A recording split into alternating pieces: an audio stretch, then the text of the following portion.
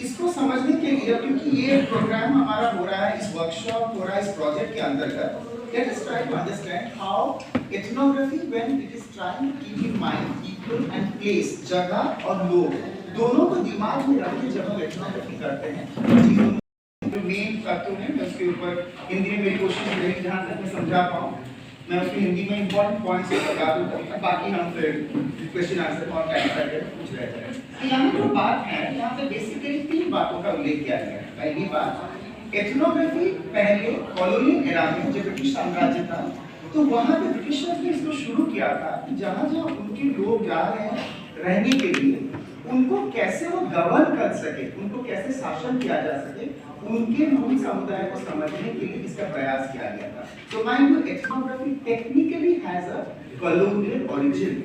इसको शुरू किया गया था कॉलोनियल ओरिजिन। अब आप बताएंगे कि अब तो फिर हम क्यों यूज कर रहे हैं? उन्होंने इसलिए यूज किया था ताकि हम इनको शासन कर सके, हम इसलिए यूज करते हैं ताकि हम इनको समझ सके और हम उनके लिए पॉलिसीज बनाए। So the purpose remains different, the tool also changes. So if your purpose is to govern, you have a different idea. If your purpose is to welfare, it's a different idea. Now आजकल बातें हो गई है कि हमें डीकोलोनाइजिंग ethnography, decolonise करने की जरूरत है। क्या है ये डीकोलोनाइजेशन?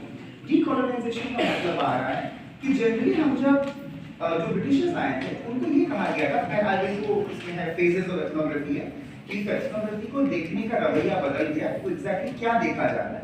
तो जब ये बात चलने लगी, पहले इनको कहा गया कि कोई भी ब्रिटिश जोग्राफर एथनोग्राफर आएगा, वो अपने पॉइंट्स को जोड़ते हैं, तुम कैसे खाना खा रहे हैं, कैसे उठ रहे हैं, बैठ रहे हैं, उनकी दिनचर्या के ऊपर पूरा उल्लेख करना है, डायरी नोट करेंगे और उसको बोल के चले जाएंगे।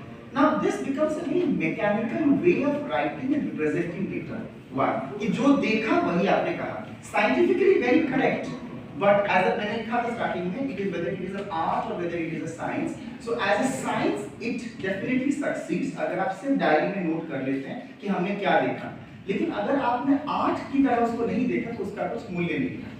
So हमें बहुत जरूरी है कि हमें multiple axes of interest समझना जरूरी है। For example, जब हम ये वाला एथनोग्राफी कर रहे हैं, जिस एथनोग्राफी के बाद क्वालिटेटिव रिसर्च मेथड इस प्रोजेक्ट में, हमारे for that I have a special, I would say, fascination and love for geographers.